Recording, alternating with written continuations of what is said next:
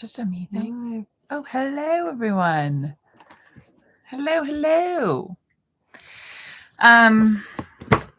Welcome back, everyone. We're just going to give it a couple minutes. Yes, we are doing arts and crafts.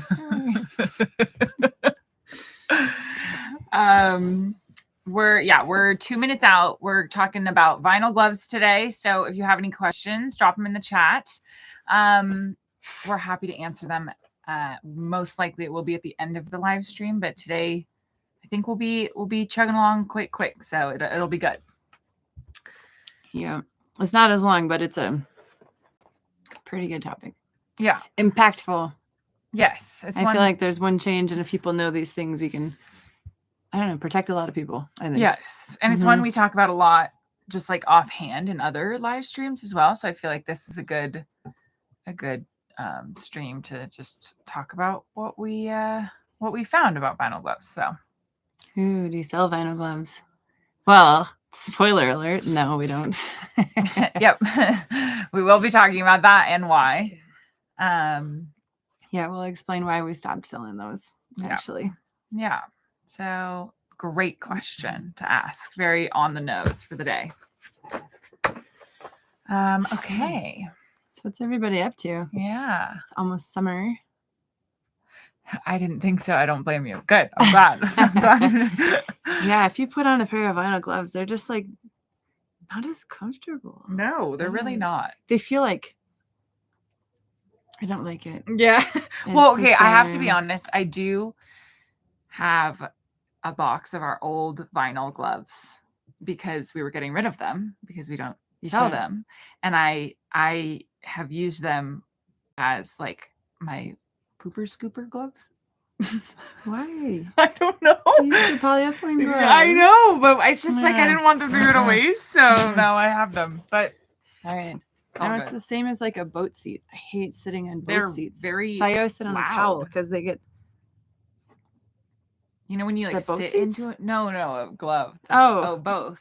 Like just sit down and make noises. Okay. Clearly we're off to a great start.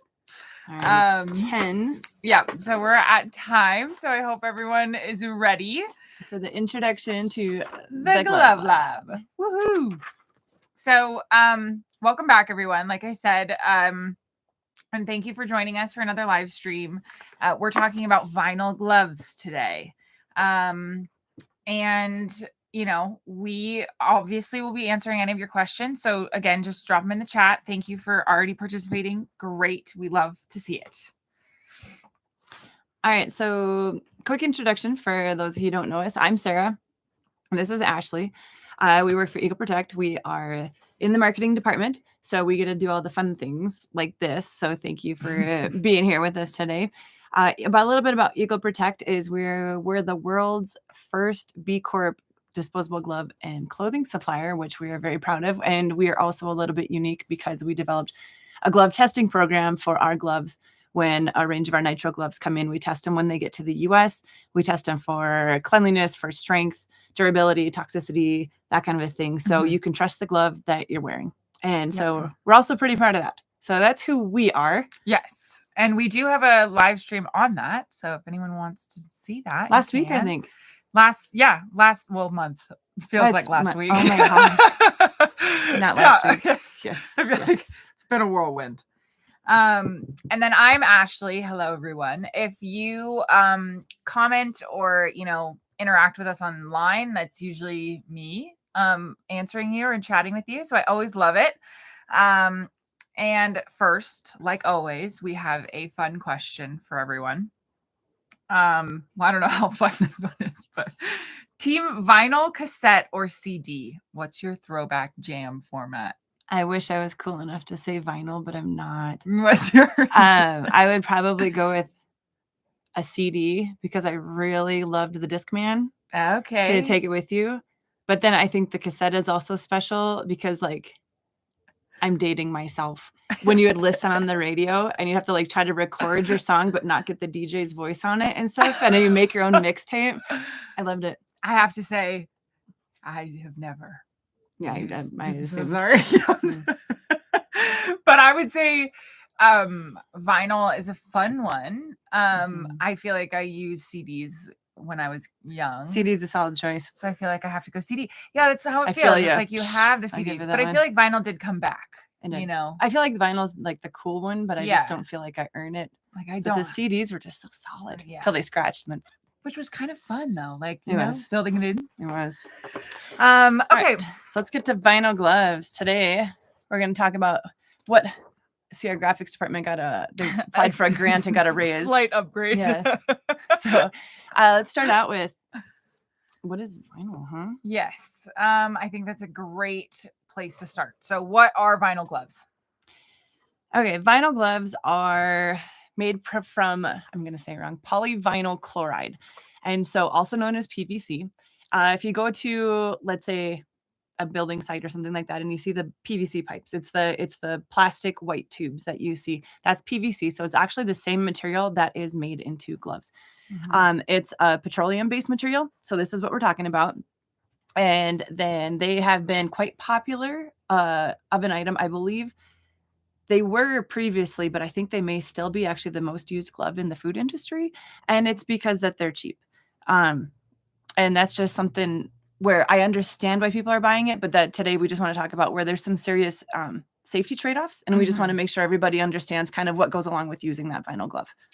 Right. And vinyl gloves are, less durable than nitrile or latex. And that's like what Sarah said, it's made of that PVC like pipe material. So when you stretch them, you can imagine that isn't going to go as great. And so the plastic separates and can form like micro holes and tears.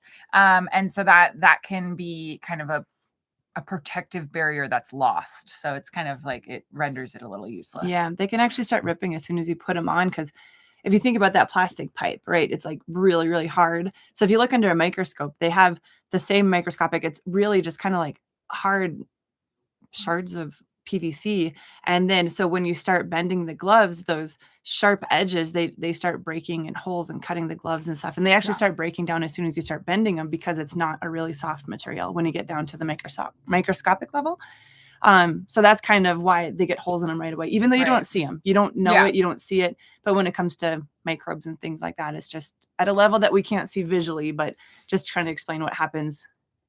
Yeah. I guess when you really small. Yeah. Really small size. just a really small level. All right. So besides that, they're not as comfortable. And I say they're not as comfortable because people's hands tend to sweat more in them. So they don't, not like nitrile gloves breathe, but they do better to a point. You're going to sweat less in a high quality nitrile glove. And this can make it quite uncomfortable for people wearing the glove. And it's not really just a comfort issue. There's also safety things involved. Also, comfort matters, especially if you're wearing a glove for 8 hours. So like long. I can't imagine that, where if it's something that's uncomfortable, man, having a rock in your shoe for 8 hours, like just horrible. miserable, right? Yeah. All right. So besides that, it offers limited protection when it comes to bacteria and microbes. And that's where we're talking when you get down to the little bitty microscopic level. If I do have those sweaty hands and I am starting to use the gloves and it gets the holes in there, then all of we'd like to call it glove juice, which is delightfully, I don't know if I'd like to call it that. Delightfully disgusting. If you do have sweaty hands and there's microbes in your hands, you haven't washed your hands well, that kind of a thing. All of that can go through those little holes onto the food you're handling, onto whatever you're using the glove for. So it doesn't do as good of a job protecting from microbes getting out of the glove, but then that would be equally if I'm touching something that they're not good with chemicals. They're quite poor with chemical protection. And a lot of that is because of those micro holes in the gloves, then the chemical can get in and touch your hand. So it doesn't protect the user as well either. And then if you look at the recent research into disposable gloves, and there are some food safety implications with this too, the vinyl gloves, they're an ineffective barrier for food handling. And this is kind of with the microbes, what we just talked about with the contamination. But they also have some dangerous impacts for the environment and the wearer's health. So the person wearing the glove, because as we know, lotion, if you have a heart attack, they rub lotion. It's the first thing that gets into your heart. It's like our skin absorbs everything. And so the person wearing the glove can absorb some of the chemicals through their skin. Yeah. And it's crazy how true this is, but Eagle Protect, we actually stopped. So this is actually to answer your question that you asked earlier, chills. um, we stopped selling vinyl gloves in 2018 due to many findings that like pointed to vinyl gloves just being ineffective and the toxicity potential of them, whatnot. And I think that's probably good to elaborate on a little bit too. I know you have more of that info. Yeah, if we're going to categorize that, there's kind of 3 risk areas, if you will. First, food safety, then there's chemical risks, and then the environment, kind of like we covered. But if we're going to dive a little bit deeper into the food safety risks, studies have shown that vinyl gloves are more permeable to bacteria and viruses, and that is permeable being the holes. And so bacteria getting in and out, just going between it. And if you're wearing a glove, you want a good barrier. And if the barrier is permeable, it's not a good barrier. That would be like building a levee with holes in it, and the water is going to get back and forth. And so it just isn't doing what it's supposed to be doing. Right. And in some cases, like we talked, the gloves can start breaking down and leaking as soon as you put them on. So I would like to say, as long as you wear them for 10 minutes or something like that and have a time frame. But if they're breaking down as soon as you put them on, it's a little bit hard because there's not really a safe time frame to be wearing the gloves. And that's just due to the materials that they're made out of. It's not, we have this huge thing against vinyl gloves, but it's just the actual chemical makeup of the material of the gloves. It just has some cause and effects. Yeah. And that's just what happens when you put them on. Right. And they also have a higher risk of cross-contamination. So if you're touching an item, and just transferring between the items that you're touching, they have a higher, I think it's 3 times higher risk of cross-contamination than using a nitrile glove. Yeah. And so that's something just to take into account, especially if you're handling food, because that would be a big thing.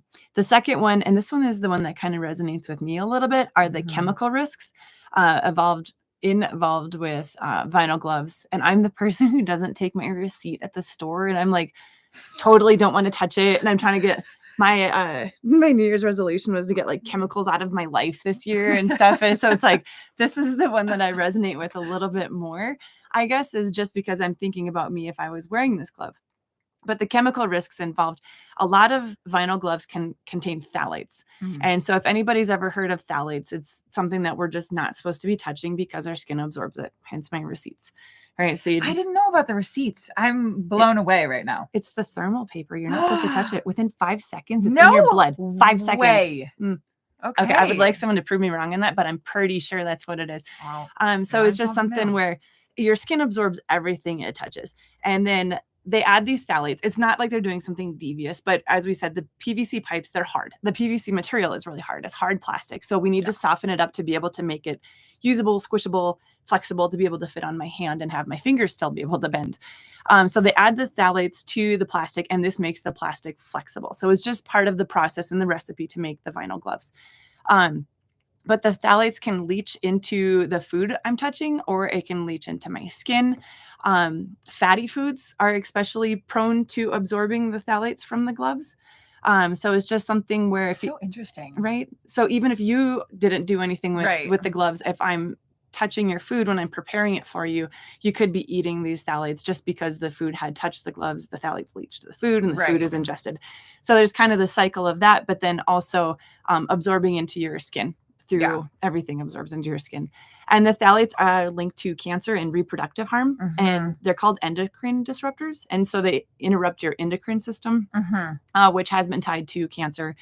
And then they're on the Prop 65 list. We're out in California, so this is a thing out here for us, but it's a list of chemicals that are known to the state of California to cause cancer. Right. And so the phthalates are on there. And it's one of those where we don't want to be, we're not fear mongering. We don't want to spook people out, one of those things, but I think people, if they're going to be using vinyl gloves, just need to have an educated choice that what they're putting on and potentially what's in the glove. Right. And if there is a risk to be in the glove, then maybe they just ask more questions and they dive a little deeper, that kind of a thing. But just being aware that that's a possibility. I would like to know so I can make a decision for my own health. I guess. And it's not just about who wears the glove either.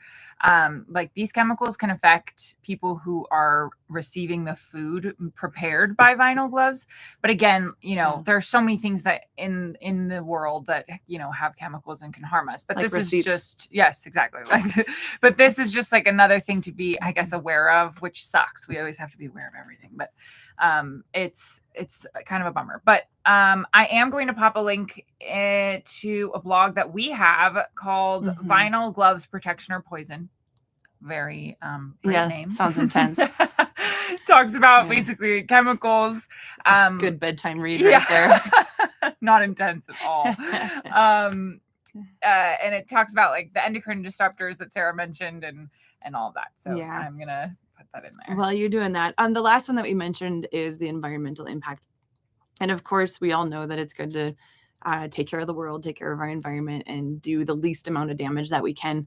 When it comes to the environment, though, the production and the disposal of the PVC gloves, it actually releases a dioxin, which is a highly toxic chemical, I guess, and it can cause some serious health problems. And if we put it out into the world, then it's absorbed into the world. It can get into our water systems. It can get into our food. It can get into animals, that kind of a thing. So it's just one of those where if we can keep dioxins out of the world, I think this is a really good thing. I mean, for everybody and everything. So it's one of those. It was kind of another part of the reason why we stopped selling gloves. Is like with food safety, we just don't feel like it's a great food safe option. We want to protect the workers that are wearing the gloves, because a lot of times you get a job and you're at the mercy of, they tell you to wear gloves and you have to wear gloves. So we want to protect the workers. And then at the same time, just taking care of the world, because we live here, our kids are going to live here, that kind of a thing. So putting the least amount of toxins out there, I feel like is a good choice. Yes. So that's kind of the 3 risks that wrapped up why we decided to stop selling the vinyl gloves, because we did before this, but then once the research started coming out, then we changed. Yeah. And we took them off the shelf and stopped producing those. Yeah, it sounds like it's the worst option for gloves. That's very true. Yeah. They are cheap for a reason. Yeah. And we have another one. The only good thing about vinyl is it's cheaper, but you probably end up ripping more of them and using more. So honestly, it's not much cheaper. It's actually interesting you bring up that point. We do have a couple pieces of, I guess, resources that you can look at on our website. I can find some to put in the chat too, about how ripping can, increase your costs if you have a lower quality glove. It is. Yeah. It is not what you would think, but it does happen. Yeah. And just to circle back to kind of what we were talking about with like how many chemicals and things can kind of circle out of the use of vinyl gloves, is that countries like Japan have actually banned them for food handling. So that's a really important distinction, and that's a big impact. And big organizations like Kaiser Permanente have switched to nitrile. And here, I'll drop another link in the chat that goes. There's quite a few countries that don't have them for food handling. Some countries are taking them out of kids' toys, that kind of a thing, and just trying to get where we realize that if kids are like biting the toys or playing with them, then it's just those chemicals can be absorbed. So it's just one of those where legislation is slowly starting to catch up. And this is something where we kind of hope that companies will help take the lead and not use them and pick a better option. But at the same time, you don't know what you don't know. So that's where we're just trying to let everybody know. Being honest, we sold them once upon a time. We just don't feel like they're a good option now. And there's just better things that we can do. Yeah. So when it comes to that, okay, let's not be negative Nancy's anymore. So let's talk about maybe what we can do. So instead of vinyl gloves, what is a better option? There has to be something else to do, because we need to wear gloves. If you need to wear gloves to protect yourself from something or protect what you're handling, the purpose of the glove is the purpose. And that's where the glove is needed. But then if I'm not using vinyl, what do I do? Yeah. We do have a glove here. We don't talk about much, actually, is our polyethylene glove. We affectionately in the office call them the subway gloves. So it's the ones, if you would go get a sandwich or something like that, it is made from a polyethylene material. I put a link in the chat to this glove as well. So it is very thin. It is more of a plasticky feel than the nitrile gloves that have a little bit more of the rubber feel.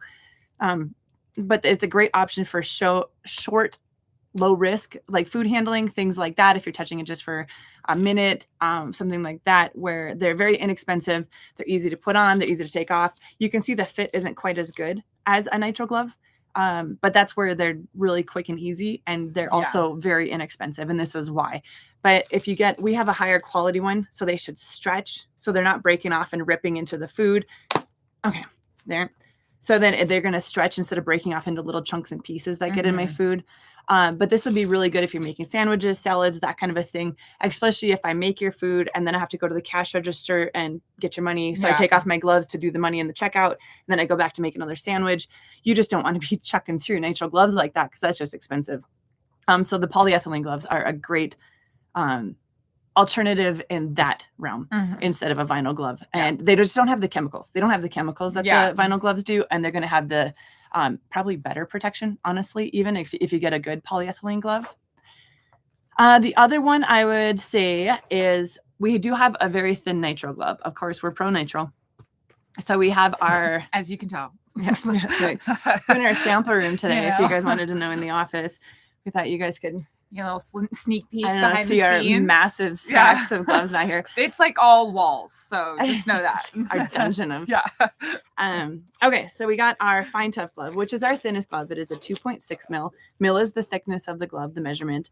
And so this one, as you can see, fits a lot better than the polyethylene glove does. It stretches. Where's my camera? Okay. It's just backwards on the, so it stretches. It has a lot more of a rubber feel to it than the polyethylene was more of the plastic. It's just more comfortable than both of the other gloves put together, but they're also more expensive. And that's where if you're replacing a vinyl glove, we recommend going with our fine tough because it's the thinnest glove we have. It's a very thick glove, durable glove.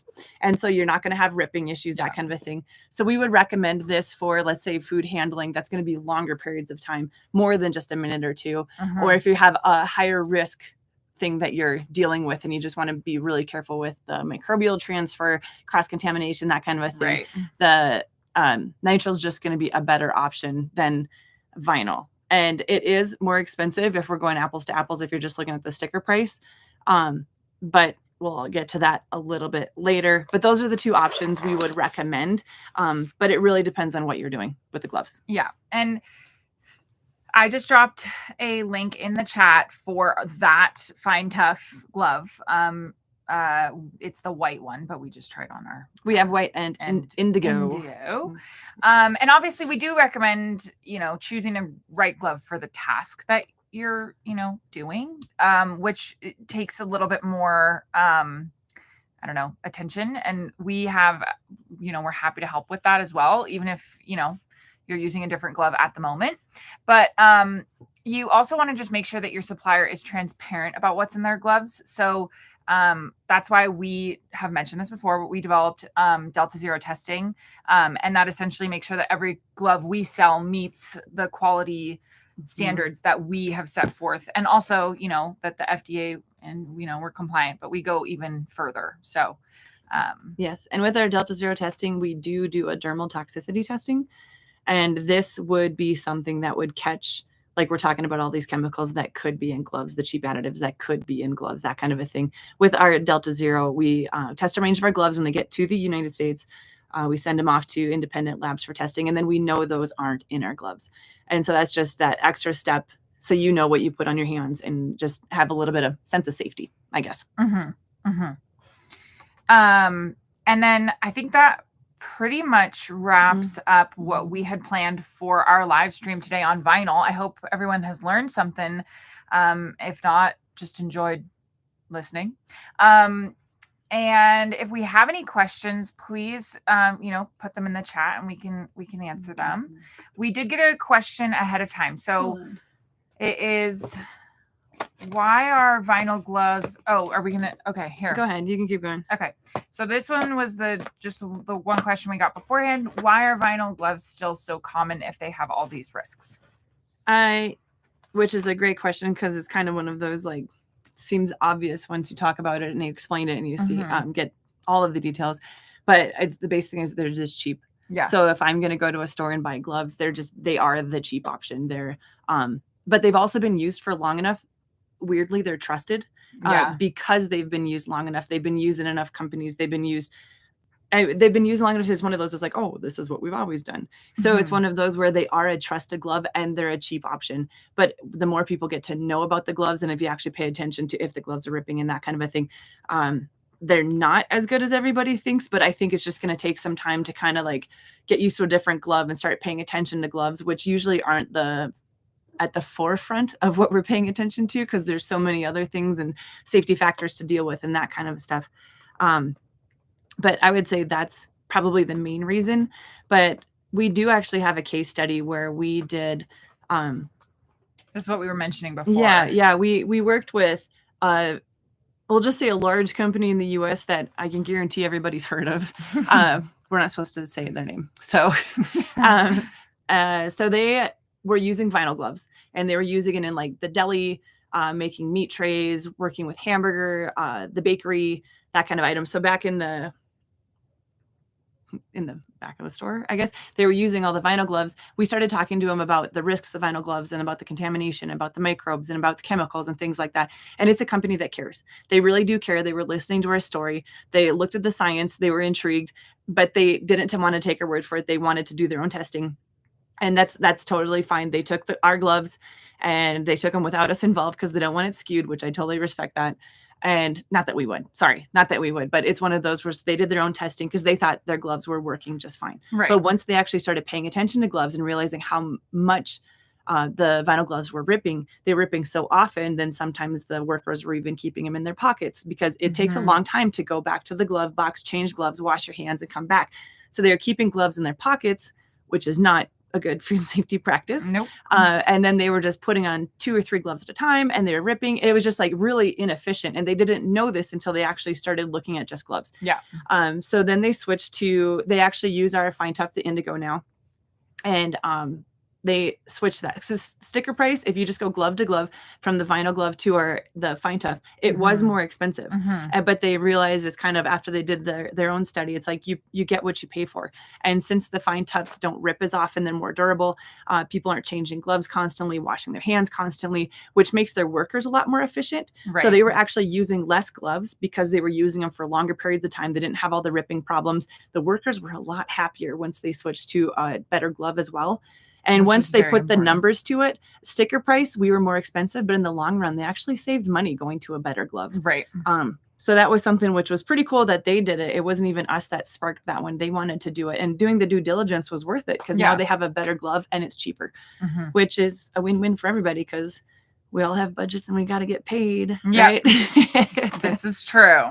Yeah. So if you take a look at that link that I put in the chat, it's essentially, it's just the case study that we just talked about. So yeah. And we had a question up there about the white glove. I'm going to try to see. So the white glove, the room in here is really yellow. It is a white glove though. Yeah. We have like those horrible yellow fluorescent lights up here. So it is a white glove that you see. Okay. And then we got another question. Can you show how to check the durability? White. Yay, woohoo.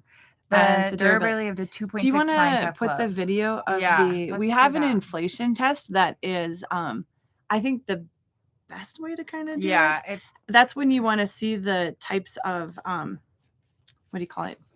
Materials or ingredients. What do you want to call them in the glove? So that's the best way to see if they're swirled or not. But when you put on the glove, if you pull, the most common points of ripping are going to be the palm, the finger, if you can get the end of the finger, and the cuff. If you pull on those, it's kind of, they're not indestructible. That's where our gloves are very durable. They're a good glove. They're not indestructible. But if you do put on a glove and pull in those 3 parts, it's probably a good test. The most common places where gloves rip are along the cuff when I'm pulling them on. It's like, oh, here's the cuff in my hand. Otherwise, when the workers are doing things, ripping right across the palm because of the torque on the glove, those are the most common places you're going to see gloves ripping, like on a production floor or something like that. Yeah. And I just put the link to our inflation test. It is Sarah. Yeah. And so you'll get that full demo. It's kind of an interesting way though, to see the materials in the glove, because once you see the glove, it's all one, it's like, oh, one material. So you can actually kind of see what's in there, which is a little weird. But then I'll say you shouldn't be able to. You should not be able to see the swirls of things in your glove. Right. The glove should be uniform in one color. if you see the swirls, things like that, it's Not as great. not as good a news. So hopefully you see nothing and Yes. it's just one color. Does anybody have any other questions for us today? Otherwise, that's going to be easy peasy lemon squeezy. Yeah, That's a quick one. Could be it. We appreciate everyone being so involved and invested.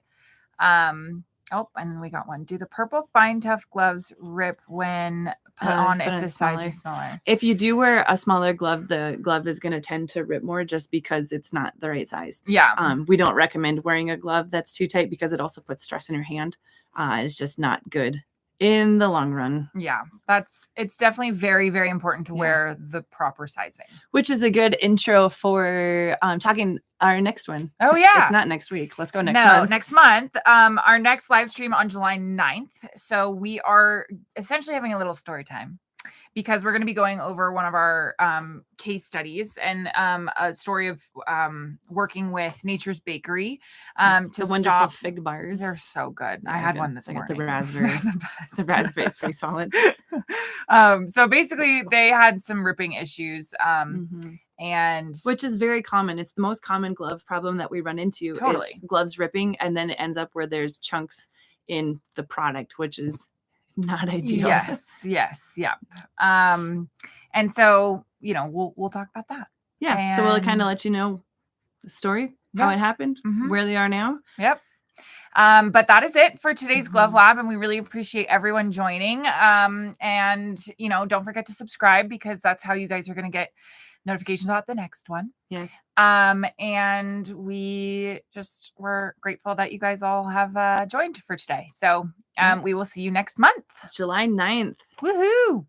All right. See you guys. Bye.